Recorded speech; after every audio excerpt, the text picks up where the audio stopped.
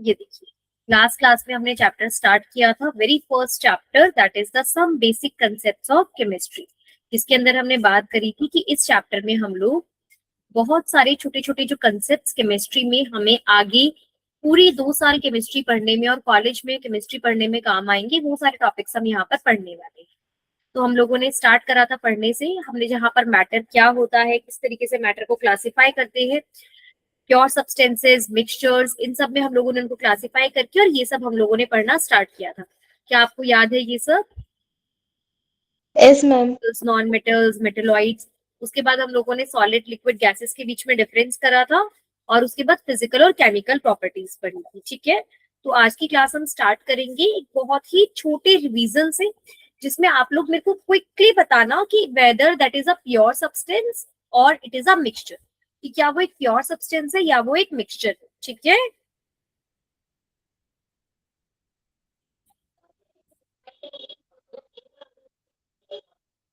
Sodium chloride, NaCl,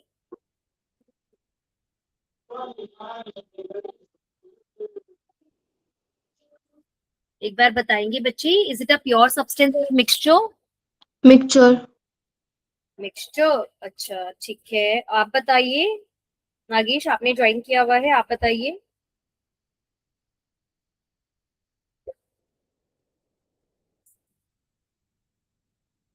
बेटा mixtures क्या होते हैं और प्योर कंपाउंड्स क्या होते हैं? भाग्यश्री एक बार आप दोबारा बताओगे प्लीज, आपको क्या डेफिनेशन समझ में आई है? मैम मिक्सचर में फॉर एग्जांपल H2O, तो उसमें ऑक्सीजन है प्लस हाइड्रोजन भी है, तो वो मिक्सचर हो गए। नहीं बच्ची देखो, ये बिल्कुल सही बात है कि मिक्सचर में दो से ज्यादा चीजों से मिक्सचर मिलकर बना हुआ होता है, लेकिन आप याद करिए हमने क्या पढ़ा था, कि जो मैटर होता है ना बच्चे, उसके अंदर दो तरीके से होता है, एक होता है प्योर सब्सटेंस और एक होता है मिक्सचर। दोनों में डिफरेंस क्या होता है बच्चे? जो प्योर सब्सटेंस होता है ना, वो एक ही तरीके के मॉलिक्यूल्स के बने होते हैं, तो एलिमेंट्स और कंपाउंड दोनों प्योर सब्सटेंसेस में ही आते हैं। मतलब कि बच्चे, कि अगर मैं एक बीकर लूं, जैसे आप ये देखिए, इस बीकर में अगर ऑक्सीजन है तो ये एलिमेंट है, अगर हाइड्रोजन और ऑक्सीजन इस तरीके से अलग अलग है तो मिक्सचर है। लेकिन अगर हाइड्रोजन और ऑक्सीजन ने मिलकर वाटर बना लिया है और एक कंप्लीट मॉलिक्यूल वाटर का बन गया है, और अब वो वाटर की मॉलिक्यूल की तरह ही एग्जिस्ट कर रहा है, H2O H2O H2O की फॉर्म में अगर वो एग्जिस्ट कर रहा है, तो हम उसे प्योर सब्सटेंस मानेंगे। क्यों? क्योंकि प्योर सब्सटेंस होते हैं जो एक तरीके की मॉलिक्यूल से बने हुए हैं।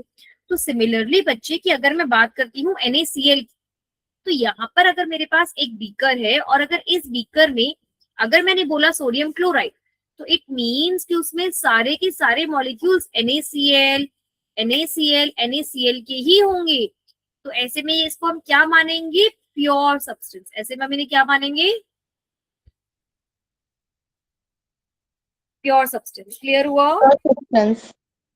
हाँ, अगर ऐसा होता ना बच्चे कि हमारे पास दो तरीके से होता, एक बार हमारे पास Na होता और Cl अलग होता, Na अलग Cl अलग, Na अलग Cl अलग, तो अब इस बीकर में दो तरीके की चीजें हैं, एक Na है एक Cl है, दो अलग अलग है, तो तब ये मिक्सचर होता।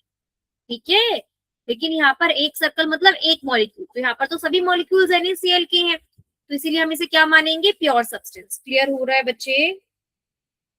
मैम मतलब NaCl जब वन है उन्होंने जब ग्रुप बना लिया है तो वो प्योर सब्सटेंस। और वेरी गुड। जब Na और Cl अलग अलग हो गए तो वो मिक्सचर। Very good. और जो आपने बोला ना NaCl ने एक बना लिया, ये इन्होंने एक क्या बना लिया है, उसे क्या बोलते हैं? कंपाउंड। उसे क्या बोलते हैं? उन्होंने क्या बना लिया है? एक कंपाउंड। कंपाउंड। ठीक है, यस मैम। ओके ठीक है। अभिषेक, ज्ञानेश्वर, नागेश, आप लोगों को क्लियर हुआ? Yes ma'am. Yes ma'am. Okay चलिए ठीक है। अब अभिषेक आप बताओ, H2O प्योर सब्सटेंस या मिक्सचर?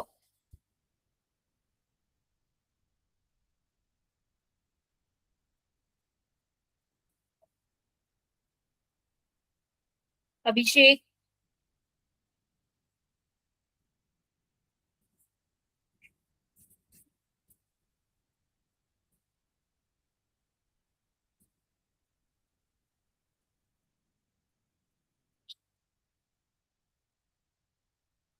अभिषेक, ध्यानेश्वर, नागेश, कोई भी बता सकता है बेटा H2 को क्या मानेंगे, प्योर सब्सटेंस या mixture? Pure substance. Very good, it will be a pure substance. क्यों? क्योंकि अब सारे के सारे मॉलिक्यूल्स किसके होंगे, H2O के ही होंगे। Very good.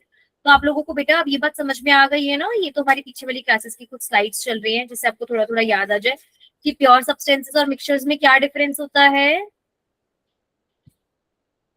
ठीक है, चलो फिर आज की क्लास में आगे चले। Yes ma'am. अच्छा ठीक है, चलिए अब बच्चा हम आज की क्लास में बहुत इंपॉर्टेंट टॉपिक पढ़ने वाले हैं। अभी आपको पता है मैंने ऐसा बोला कि ऐसा क्यों होता है कि बीकर में Na और Cl का अलग अलग है, फिर NaCl कंबाइन कर गए तो हमेशा फॉर्मूला NaCl ही क्यों बनेगा, NaCl2 क्यों नहीं बन रहा, हमेशा फॉर्मूला H2O ही क्यों है, H2O3 क्यों नहीं है, कुछ और फॉर्मूला क्यों नहीं है।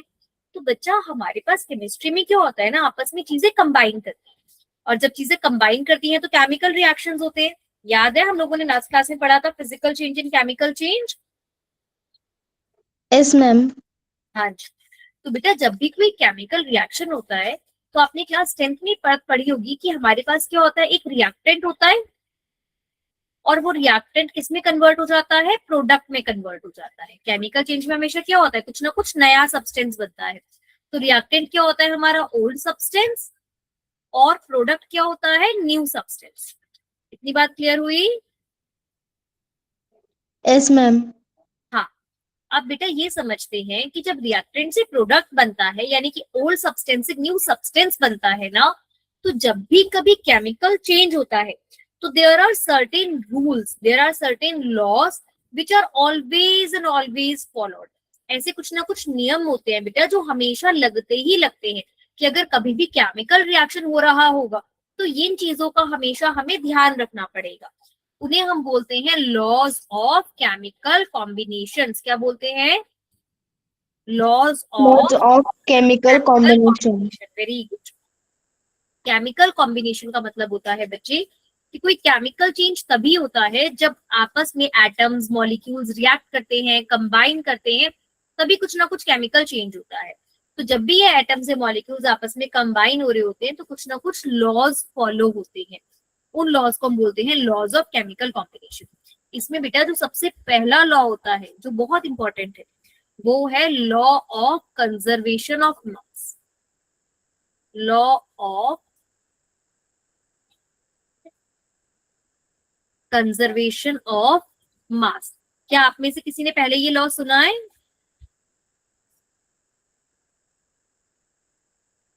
मैम मुझे सिर्फ इतना पता है कि ये लॉ जिन्होंने बनाया था वो फ्रेंच साइंटिस्ट थे।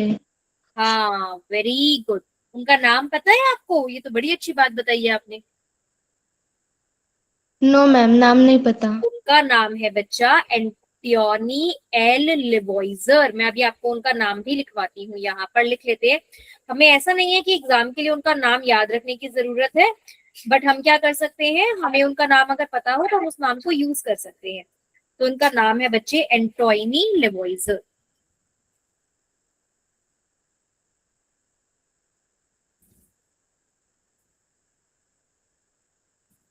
अच्छा आपको पता है फादर ऑफ नेशन किसको बोलते हैं हमारे यहाँ पे? Who is the father of nation?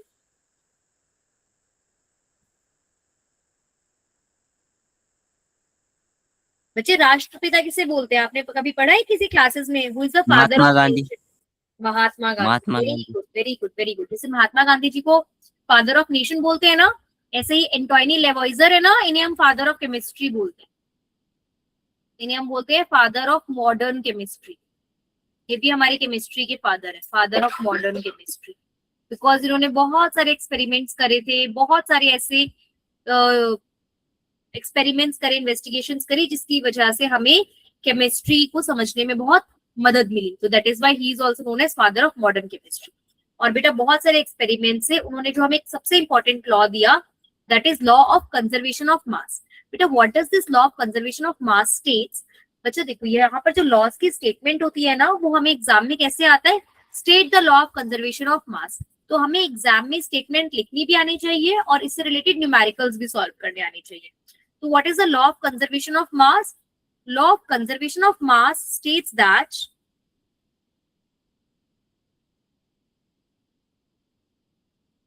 law of conservation of mass states that mass can neither be created, mass can neither be created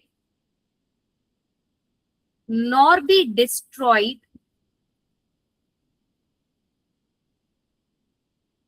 during a chemical reaction. तो कहते हैं कभी भी बेटा केमिकल रिएक्शन होगा ना, तो उसमें जो मास है, ना तो मास क्रिएट हो सकता है, ना ही मास डिस्ट्रॉय हो सकता है. इसका मतलब ये that the total mass of reactant will always and always be equals to the total mass of product.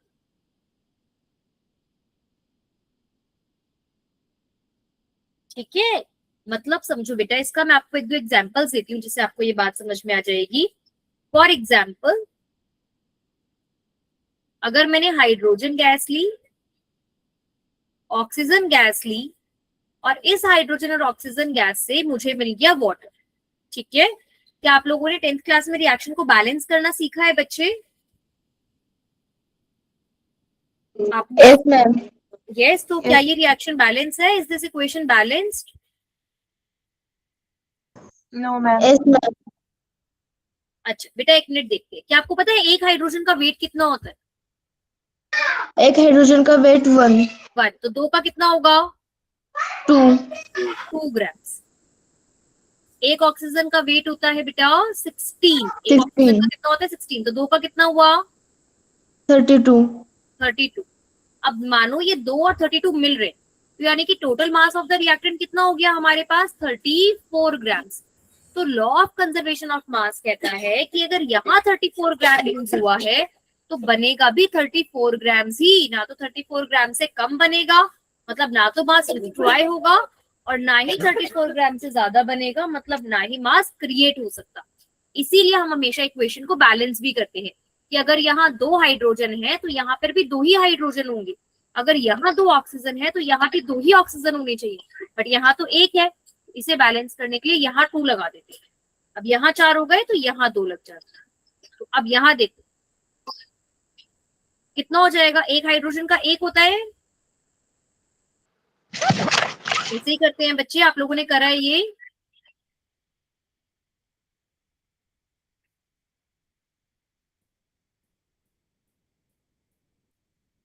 अच्छा चलो ठीक है, इसमें कंफ्यूजन हो रही है, एक बार हम इसको यहाँ से समझते हैं. ठीक है, एक सेकंड मैं आप लोगों को एक चीज दिखाती हूँ, वहां से आपको और अच्छे से क्लियर हो जाएगा. ये चल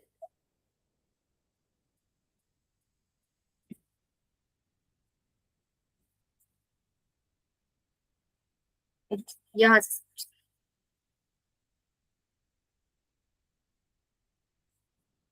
बेटा वो क्या कहता है, ये देखो, अगर मैंने एक हाइड्रोजन का मॉलिक्यूल ले लिया, एक ऑक्सीजन का मॉलिक्यूल, ठीक है, यहाँ पर देखो, एक हाइड्रोजन लिया, एक ऑक्सीजन लिया. अब आफ्टर रिएक्शन भी यहाँ पर क्या है? हाइड्रोजन और ऑक्सीजन ही है. अब अगर क्यों? क्योंकि ये हाइड्रोजन ऑक्सीजन आपस में रिएक्ट नहीं कर. अब देखो, तो अगर मैंने हाइड्रोजन ले लिए तो यहाँ पर देखो ध्यान से 2 वाटर बन गए, और ध्यान से देखो जितनी रेड बॉल्स यहाँ पर हैं 2, तो 2 ही रेड बॉल्स यहाँ पर हैं. यहाँ 4 व्हाइट बॉल्स हैं तो यहाँ पर भी 4 ही व्हाइट बॉल्स हैं. ये व्हाइट बॉल्स क्या दिखा रही है? हाइड्रोजन. और ये रेड बॉल क्या दिखा रही है? ऑक्सीजन. तो देखो H2 2 मॉलिक्यूल्स लिए, O2 का 1 मॉलिक्यूल लिया, और दोनों ने मिलकर कितने मॉलिक्यूल्स वाटर के बना दिए? 2 मॉलिक्यूल्स. आ रहा है बच्चे समझ में? ये देखो ऊपर इक्वेशन लिखी हुई है. तो this is law of conservation of mass, that mass can neither be created nor be destroyed. Mass हमेशा सेम ही रहता है. जैसे अगर हम यहां से मास कैलकुलेट करेंगे, तो अगर हमने 4 ग्राम हाइड्रोजन लिया है, 32 ग्राम ऑक्सीजन लिया है, और वाटर का होता है 18, तो देखो यहाँ पे भी 36 आएगा, और यहाँ पे भी 36 ग्राम ही आएगा। तो हमेशा जो रिएक्टेंट और प्रोडक्ट है उसका मास सेम रहता है। क्लियर हुआ सभी को law of conservation of mass?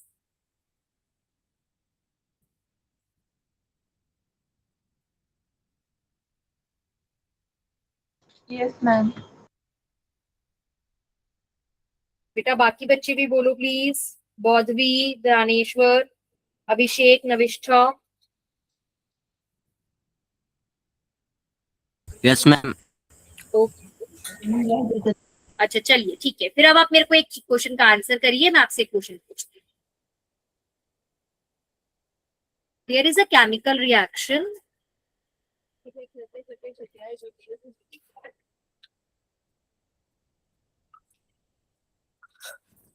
As for. एक केमिकल रिएक्शन हो रहा है in which A plus B is giving C plus D। अगर बेटा A 10 ग्राम यूज हो रहा है, B 20 ग्राम यूज हो रहा है, C बना है आपके पास 14 ग्राम्स, तो D कितना होगा? Calculate the mass of D, ये क्वेश्चन है। क्या आप कर सकते हो? एक बार बताएंगे मुझे।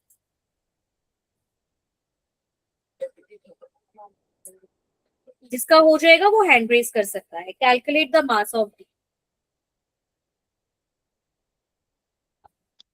Ma'am A plus B is equal to C plus D है क्या? हाँ जी बिल्कुल, because law of conservation of mass कहता है ना mass of reactant is equals to mass of product. तो इसीलिए अब हमें डी का मास निकालना है। ओके, भाग्यश्री ने हैंड रेज किया है, बाकी बच्चे भी करेंगे एक बार। Okay okay Bauddhavi, yes good. Okay Navishtha आप बताइए। 16 है क्या ma'am? D is 16. Very good बेटा। कितना हो जाएगा? 16। कैसे? क्योंकि यहाँ को टोटल करके 30 आया, तो इसे भी टोटल करके कितना आना चाहिए? 30 आना चाहिए। क्लियर हो रहा है सभी को? Yes ma'am. Very good, very good. चलिए बेटा, इसका मतलब आपको ये लॉ क्लियर हो गया है। इसका मतलब जब भी कभी केमिकल रिएक्शन होगा तो हमें इस बात का ध्यान रखना है कि total mass of reactant total mass of product के इक्वल होना चाहिए, और इसीलिए हर एक इक्वेशन को बैलेंस करना जरूरी होता है। जैसे जैसे इक्वेशंस आएंगी हम उन्हें बैलेंस करने की प्रैक्टिस भी करेंगे, ठीक है? अब बेटा सेकंड लॉ है law of definite proportion. Law of definite proportion, इसे आप कहीं कहीं पर देखेंगे, इसके लिए लिखा होगा लॉ ऑफ कांस्टेंट प्रपोर्शन। बेटा दोनों में से कुछ भी लिखा हो मतलब एक ही होता है। लॉ ऑफ डेफिनेट प्रपोर्शन लिखा हो या लॉ ऑफ कांस्टेंट प्रपोर्शन लिखा हो, डेफिनेट या कांस्टेंट का एक ही मतलब होता है।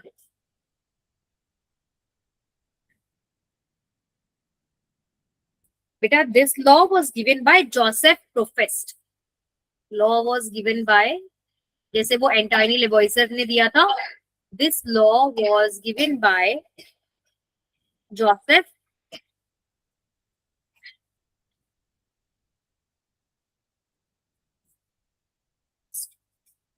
अब बेटा ये लॉ क्या कहता है, बड़े ध्यान से समझिए। बेटा वाटर का फॉर्मूला क्या होता है? कोई भी फटाफट से जल्दी से बोलेंगे, वाटर का फॉर्मूला क्या होता है? H2O। Very H2O। बेटा हमने बोला वाटर का फॉर्मूला होता है H2O। इस H2O का मतलब है that two molecules, two atoms of hydrogen reacts with one atom of oxygen।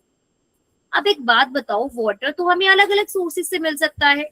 मानो बारिश से पानी मिल रहा है, ठीक है, मानो गंगा रिवर में वाटर है, मानो यमुना रिवर में वाटर है, मानो पैसिफिक ओशन में वाटर है, मान लेते हैं अमेरिका में कोई पानी है। क्या सभी पानी का फॉर्मूला H2O होगा या अलग अलग जगहों पर पानी का फॉर्मूला अलग अलग होगा? सभी पानी का H2O। सभी पानी का फॉर्मूला क्या होगा? H2O होगा, है ना बेटा? This is the law which was given by the Joseph Proust. इसी को हम बोलते हैं लॉ ऑफ डेफिनेट प्रपोर्शन। वो क्या कहते हैं? दैट अ गिवन कंपाउंड, लिखेंगे बेटा law of definite proportion, law of definite proportion states that a given compound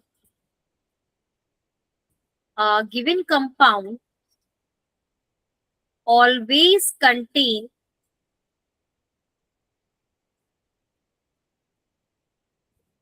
exactly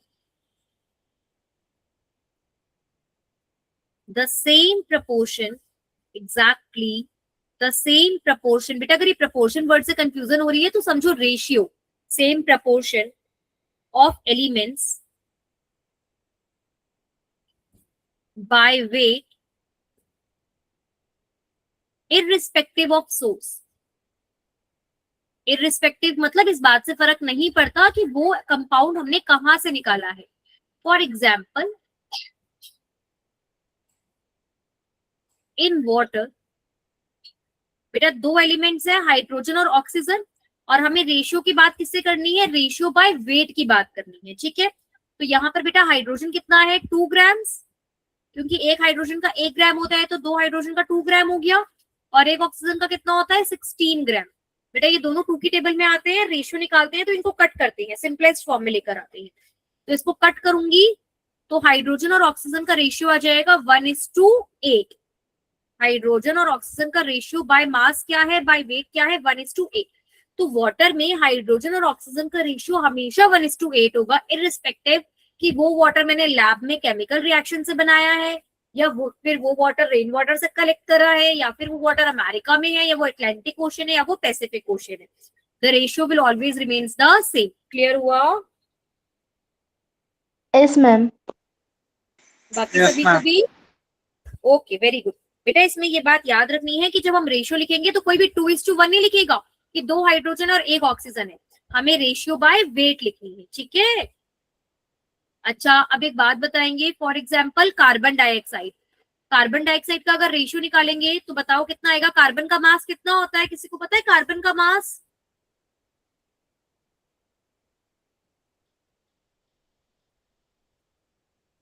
अच्छा बच्चे देखिए, आज मैं ना यहाँ पर एक कोने में बिल्कुल छोटी सी टेबल बना रही हूँ. आप अपनी नोटबुक्स में ना इस टेबल को कहीं पीछे जरूर लिख लीजिए. क्या होता है बेटा, एग्जाम में कुछ एलिमेंट्स के मासेस आपको गिवन होते हैं, बट कुछ एलिमेंट्स ऐसे होते हैं जो बहुत कॉमनली यूज होते हैं और उसके मास आपको पता होने चाहिए. तो सब लोग याद रखेंगे. जैसे हाइड्रोजन का 1 होता है, कार्बन का 12, नाइट्रोजन का 14, ऑक्सीजन का 16,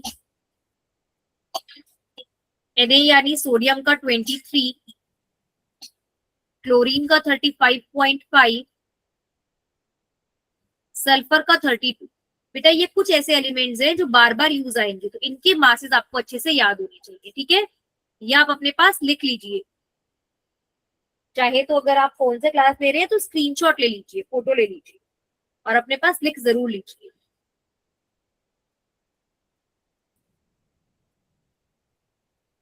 एटम के मास को यू में नापते हैं, तो इसलिए मैंने सबके आगे यू लिख दिया. ठीक है, चलिए अब बताइए एक कार्बन का मास कितना है. अब तो ऊपर लिखा हुआ है, वहां से देख के बता सकते हैं, जल्दी से बताएंगे. 12. और बेटा दो ऑक्सीजन का कितना हो जाएगा? 32. 32. Very good. 12 और 32 दोनों को क्या कट हो सकते हैं ये? क्या ये आपस में कट हो सकते हैं? दोनों किसी टेबल में आते हैं? 3 की टेबल में. चलिए 3 की टेबल में 12 कितने पर आता है? 4 पर. और 3 की टेबल में 32 तो नहीं आता, तो इसका मतलब 3 से तो नहीं कर सकते. और बताइए बेटा, ये दोनों आते हैं 4 की टेबल में. 4 की टेबल में 12 भी आता है ना, कितने पर आता है? 3 पर. और 4 की टेबल में 32 आता है 8 पर, है ना. तो कितना रेशियो हो जाएगा? 3:8. तो ये कार्बन डाइऑक्साइड का जो रेशियो है ये फिक्स रहेगा, नो मैटर वो कार्बन डाइऑक्साइड एटमॉस्फेयर से निकाली हो, या वो कार्बन डाइऑक्साइड हमने सैंपल से ली हो, या कहीं से भी ली हो. So ratio of carbon and oxygen will remain the same. ठीक है, मैम 2 के टेबल से कट किया ना, फिर भी 3:8 ही आएगा. किसके टेबल से बेटा? 2. हाँ, 2 के टेबल से अगर आप इसको कट करोगे तो आपको 2 बारी में कट करना पड़ेगा. पहले आप इसको कट करके लिखोगे 6:16, फिर आप दोबारा कट करोगे 2 के टेबल से, फिर आप लिखोगे 3:8, है ना. तब आपको 2 बार कट करें. बिल्कुल सही है. Yes ma'am. ठीक है बच्चे, देखिए आपकी बुक में भी एक बहुत अच्छा एग्जाम्पल दिया हुआ है। जो बुक का एग्जाम्पल है वो भी मैं आपको दिखाती हूँ। बुक में हमें एग्जाम्पल दिया हुआ है क्यूप्रिक ऑक्साइड का। ये देखिए क्यूप्रिक कार्बोनेट। बेटा ये जो क्यूप्रिक वर्ड है ये होता यूज होता है कॉपर के लिए। क्यूप्रिक, Cu कार्बोनेट, CO3, ये इस कंपाउंड का फॉर्मूला होता है क्यूप्रिक कार्बोनेट, CuCO3। तो इसके अंदर देखिए जो परसेंटेज ऑफ कॉपर है 51% कॉपर, 38% ऑक्सीजन। ये नेचुरल सैंपल यानी कि जो हमने अर्थ से निकाला, और ये वो है जो हाँ सिंथेटिक सैंपल जो हमने लैब में बनाया। तो देखो कॉपर की, ऑक्सीजन और कार्बन तीनों की परसेंटेज दोनों में सेम है, चाहे हमने नेचुरली लिया या सिंथेटिकली लिया। इसका मतलब कोई भी कंपाउंड हम कैसे भी लें उसका जो रेशियो है, जो परसेंटेज है वो सेम रहता है। क्लियर हुआ?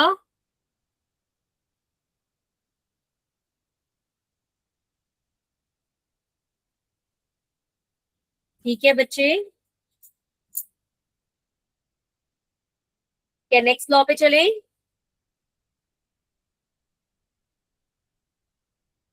Yes ma'am. Yes ma'am. Very. अब बेटा थर्ड लॉ समझते हैं। ये सेकेंड लॉ से नाम इसका बड़ा मिलता जुलता है, बट ये कंपाउंड, ये थोड़ा लॉ अलग है। Third is law of multiple proportion. Law of multiple proportion. बेटा मल्टीपल वर्ड का मतलब होता है बहुत सारे, मल्टीपल प्रॉब्लम्स मतलब बहुत सारी प्रॉब्लम्स, मल्टीपल स्टोरी बिल्डिंग मतलब एक ऐसी बिल्डिंग जिसमें बहुत सारी मंजिलें हैं, मल्टीपल स्टोरी बिल्डिंग। मल्टीपल मतलब होता है बहुत सारे। अब इस लॉ को कैसे समझते हैं? ऐसे समझते हैं बेटा, मानो हाइड्रोजन और ऑक्सीजन है, लेकिन क्या हाइड्रोजन और ऑक्सीजन मिलकर सिर्फ वाटर बना सकते हैं? नहीं, हाइड्रोजन और ऑक्सीजन मिलकर H2 यानी वाटर बना सकते हैं। ये H2O2 यानी हाइड्रोजन पेरोक्साइड भी बना सकते हैं, है ना? आ रही है बात समझ में बच्चे? Yes ma'am. ये दो कंपाउंड बना सकते हैं, सल्फर और ऑक्सीजन दो कंपाउंड है, ये मिलकर सल्फर डाइऑक्साइड भी बना सकते हैं, सल्फर ट्राइऑक्साइड भी बना सकते हैं। इवन किसी किसी केस में तो आप आगे पढ़ोगे H2O6 भी बन जाता है, इसका डाइमर बन जाता है। तो मतलब अलग अलग कंपाउंड्स बन सकते हैं।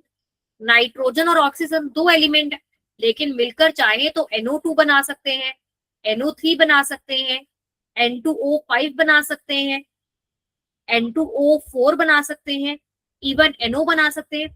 और ये सब कंपाउंड की प्रॉपर्टीज अलग अलग होती है।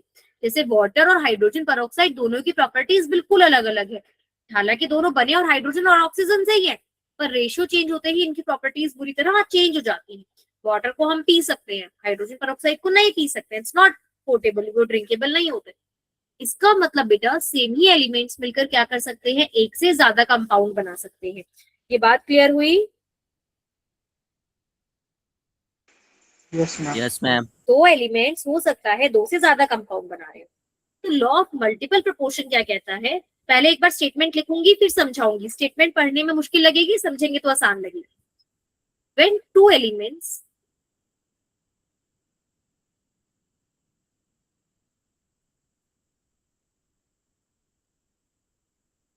combine together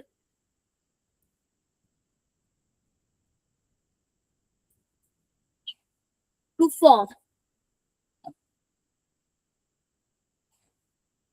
more than two compounds,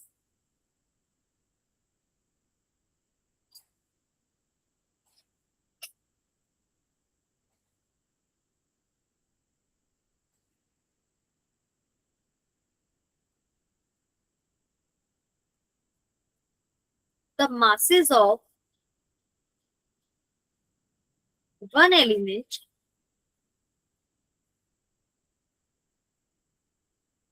that combines with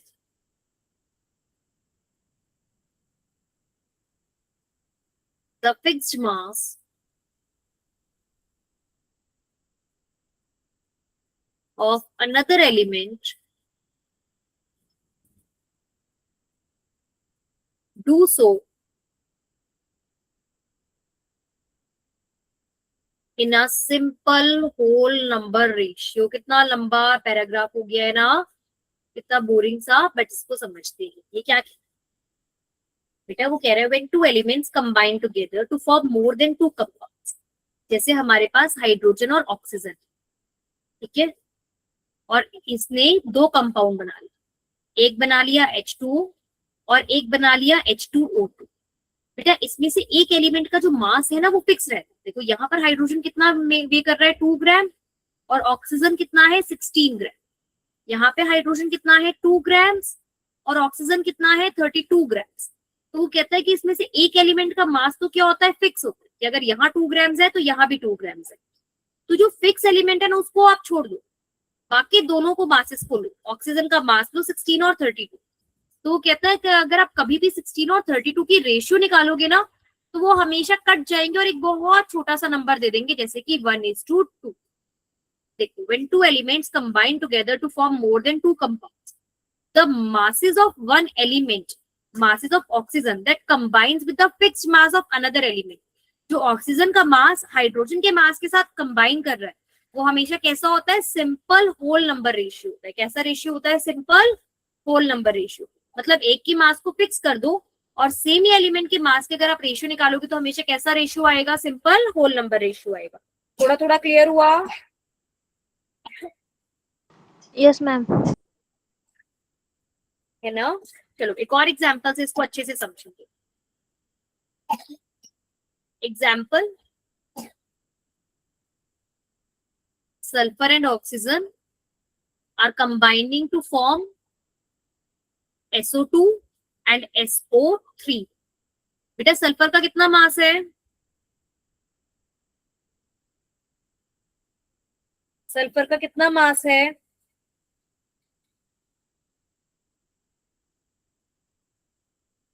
$32।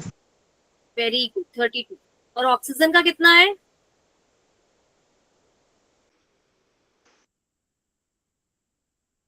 Oxygen का कितना मास है? 16। 12। बेटा ऑक्सीजन का एक ऑक्सीजन का 16 होता है और दो ऑक्सीजन का कितना हो जाएगा? 32। 32। यहाँ पे भी सल्फर का कितना है 32 और अब ऑक्सीजन का कितना हो जाएगा? 3 ऑक्सीजन है तो कितना हो जाएगा? 48। Very good. अब बेटा मास फिक्स किसका है? किसका मास फिक्स है? किसका मास दोनों में सेम है?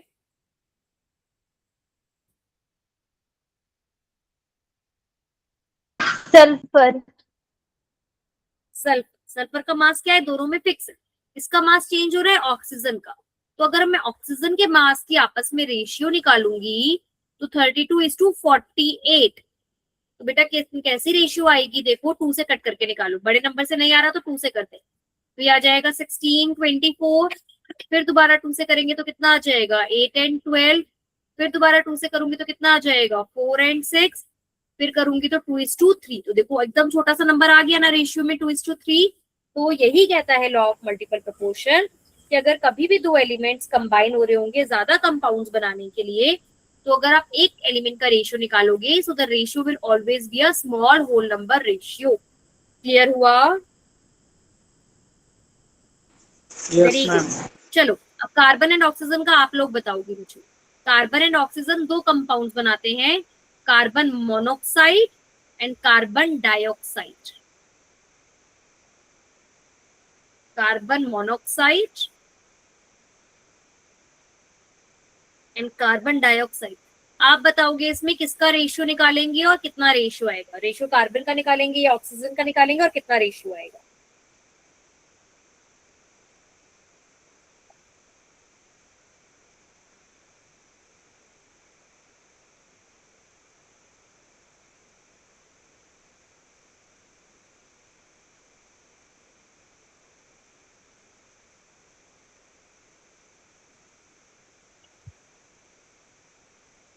One as two.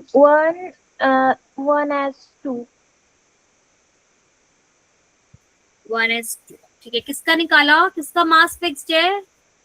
Fixed mass is of carbon. और ऑक्सीजन का रेशियो कितना आ रहा है बेटा? Carbon 12 and 16, here carbon 12 and 32। तो रेशियो कितना हो जाएगा? 16:32 मींस 1:2। सभी को क्लियर हो गया लॉ ऑफ मल्टीपल प्रोपोर्शंस? चलो नेक्स्ट पे चलते हैं। नेक्स्ट है बेटा टोटल 5 लॉज पढ़नी है हमें, ठीक है। 3 लॉज हमने पढ़ लिए हैं। फोर्थ है गे ल्यूसैक्स लॉ।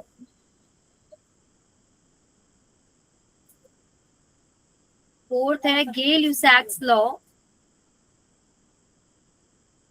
Of gaseous volumes.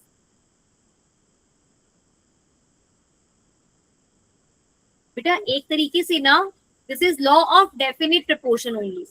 अगर एक तरीके से देखें तो ये लॉ ऑफ डेफिनिट प्रपोर्शन ही है, लेकिन ये है law of definite proportion by volume. ये क्या कहता है बच्चे? This says that when gases combine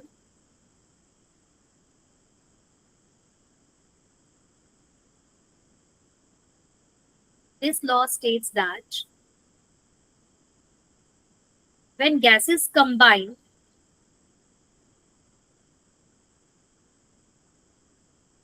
or produced in a chemical reaction,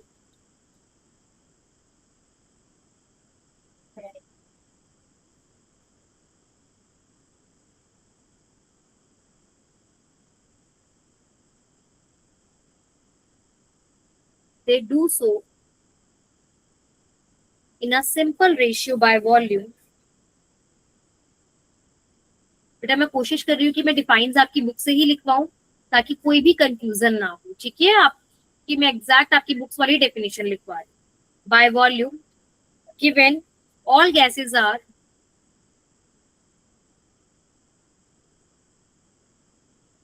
at same temperature and pressure.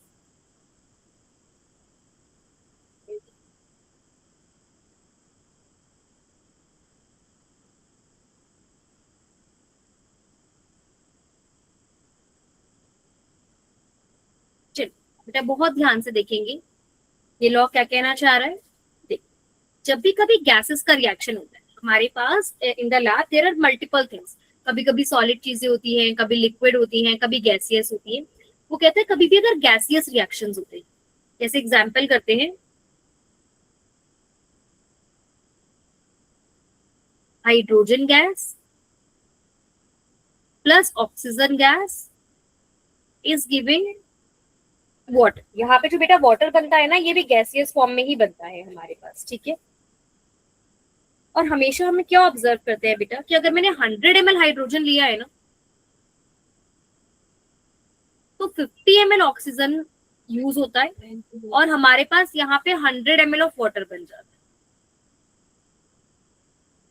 मतलब कि अगर आप रेशियो देखो तो रेशियो अगर मैं 150 कट करती हूँ तो 2:1:2 का रेशियो। देखो क्या कह रहा है वो ये कहना चाह रहा है कि हमेशा ऑक्सीजन गैस के साथ जितना भी वॉल्यूम ऑफ ऑक्सीजन गैस का लोगे उससे डबल ही वॉल्यूम क्या होगा, हाइड्रोजन गैस यूज होगा। तो जो वॉल्यूम है उसका रेशियो क्या रहेगा, फिक्स रहेगा गैसेस के केस में कि जितना वॉल्यूम इसका यूज हो रहा है उससे डबल वॉल्यूम इसका यूज होगा। और जो वाटर बनेगा वो कितना बनेगा, ऑक्सीजन का डबल और सेम अमाउंट ऑफ हाइड्रोजन।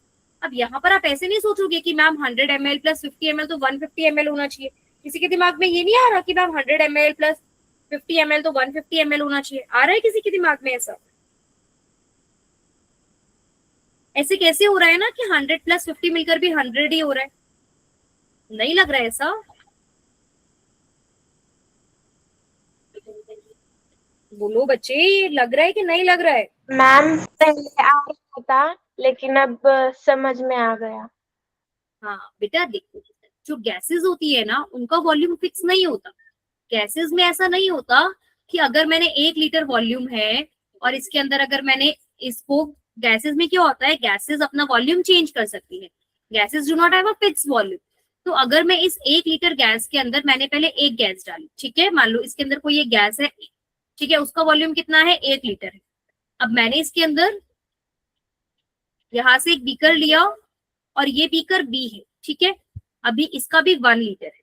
अब मैंने क्या करा, ऐसे कर दिया कि यहां से ये सारी गैस इसमें डाल दी, ठीक है। तो अब ऐसा नहीं होगा कि ए का वॉल्यूम 2 लीटर हो जाएगा। अब ए का भी वॉल्यूम 1 लीटर रहेगा और बी का भी वॉल्यूम कितना रहेगा, 1 लीटर, क्योंकि कंटेनर तो 1 लीटर का ही है ना। और गैसेस क्या करती हैं, gases occupy the volume of their container. Gases का अपना खुद का कोई वॉल्यूम नहीं होता। गैसेस का वॉल्यूम किसका होता है? कंटेनर का होता है, जिस कंटेनर में उनको रखा गया है उसका वॉल्यूम होता है। समझ में आ रहा है ये?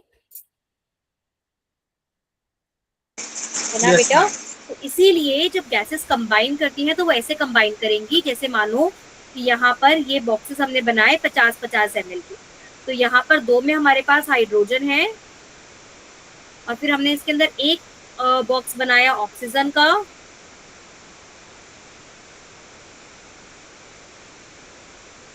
ठीक है।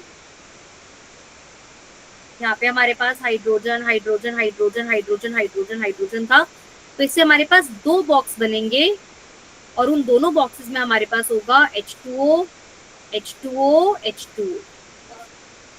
तो ये जो वॉल्यूम है ये फिक्स रहेगा कि अगर 100 ml के साथ 50 ml कंबाइन कर रहा है तो 200 ml के साथ 100 ml करेगा। गैसेस के केस में ये रेशियो कैसा रहता है? फिक्स रहता है। ये बात क्लियर हुई? Yes ma'am. ठीक है। और बेटा इसके अंदर एक और बात याद रखेंगे, given all the gases at are at same temperature and pressure. इसमें जो हाइड्रोजन गैस और ऑक्सीजन गैस है ना, उनका टेम्परेचर और प्रेशर सेम होना चाहिए। सेम क्यों होना चाहिए? इसका इस सवाल का जवाब हम अगले जब लॉ पढ़ेंगे ना तभी अभी बताऊंगी, ठीक है। अभी के लिए बस ये याद रखिए, इसको देखिए और चीज पे समझाती हूँ ये।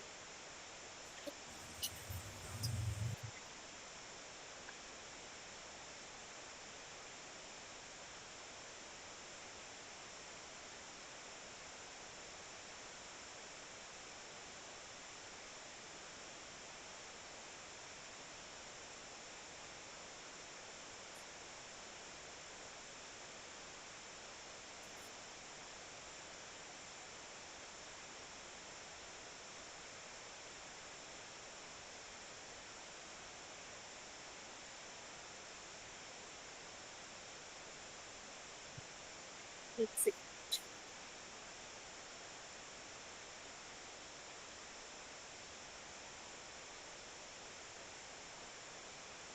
बेटा भी इसमें आ नहीं रहा है। चल,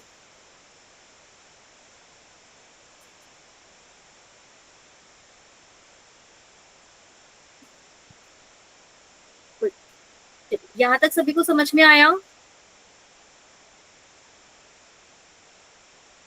Yes, ma'am. अब आपकी बुक में क्वेश्चन है, ये क्वेश्चन मैं यहाँ लिखी हूँ, इसका आंसर बताएंगे, ठीक है।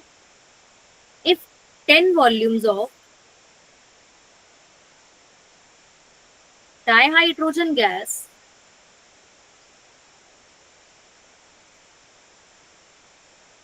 reacts with 5 volumes of oxygen gas, how many volumes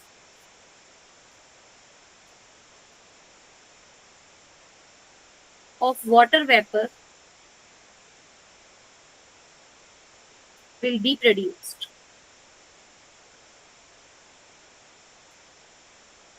ये आपको बताना। क्वेश्चन को ध्यान से पढ़िए, उसके बाद समझने की कोशिश कीजिए, फिर आंसर बताइए।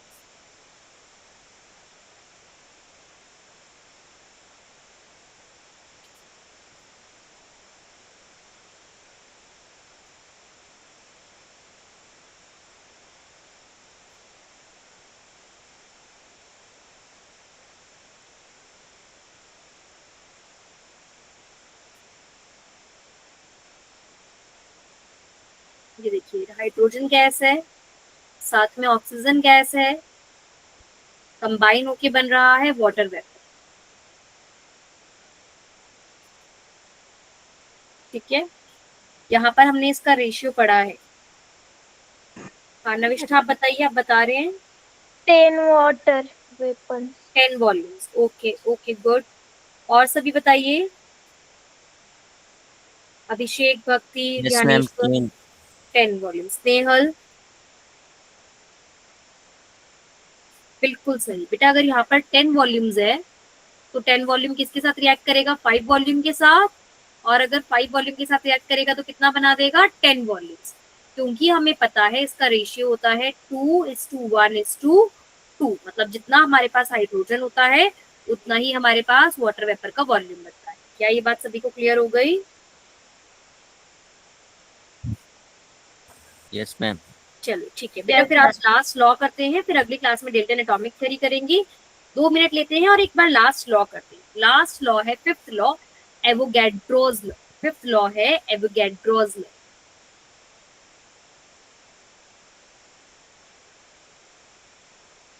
एवोगैड्रोस लॉ नाम से ही पता चल रहा है बेटा ये किसने दिया है, ये एवोगैड्रो ने दिया है। बहुत अच्छा लॉ है ये। This law states that this law states that equal volume of all gases at same temperature and pressure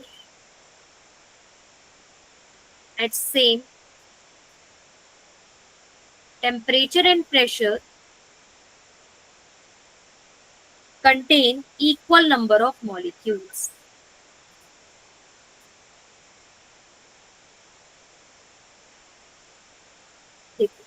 बड़ा अच्छा law. What is this law states? वो कहते हैं कोई भी गैस हो, चाहे हाइड्रोजन गैस हो, चाहे ऑक्सीजन गैस हो, चाहे मीथेन गैस हो, चाहे हीलियम गैस हो, दुनिया की कोई भी गैस हो, अगर उन सब का मैंने 50 ml ले लिया, 50 ml 50 ml 50 ml 50 ml, अगर इन सब का मैंने सेम वॉल्यूम ले लिया, इक्वल वॉल्यूम ले लिया, और टेम्परेचर प्रेशर क्या करा, सेम ले लिया। मान लो सभी का टेम्परेचर मैंने ले लिया 298 केल्विन, 298 केल्विन, 298 केल्विन, 298 केल्विन, सबका टेम्परेचर सेम है और सबका प्रेशर भी same, that is 1 atmospheric, 1 atmospheric, या कोई भी जरूरी नहीं है 1 एटमॉस्फेरिक, बस सबका सेम होना चाहिए, सबका 2 एटमॉस्फेरिक। तो बेटा अगर इसके नंबर ऑफ मॉलिक्यूल्स आ रहे हैं, मान लो लेट अस अज्यूम कि इसके नंबर ऑफ मॉलिक्यूल्स आ रहे हैं 4 × 10⁻23 या कुछ भी नंबर आ रहा है, ठीक है, कोई भी एक नंबर मान लेते हैं कि इसके x मॉलिक्यूल्स आ रहे हैं, कि इसके x मॉलिक्यूल्स है, तो सभी के कितने मॉलिक्यूल्स होंगे, x मॉलिक्यूल्स। सभी के कितने होंगे, x molecules. This law states that equal volume of all gases, कि अगर सभी गैसेस का, कोई भी गैस ले लो आप, यहाँ पे जितनी भी गैसेस आप सोच सकते हो, अगर उन सबका वॉल्यूम सेम है, टेम्परेचर सेम है, प्रेशर सेम है, तो उनके जो नंबर ऑफ मॉलिक्यूल्स होंगे वो भी क्या होंगे, सेम होंगे। ये बात क्लियर हुई? Yes ma'am. Very good. अब बेटा हम लोग हर टेम्परेचर प्रेशर पे तो नहीं निकाल सकते थे, तो हमने क्या करा, सभी गैसेस का ना एसटीपी पर देख लिया। किस पर देख लिया, एसटीपी।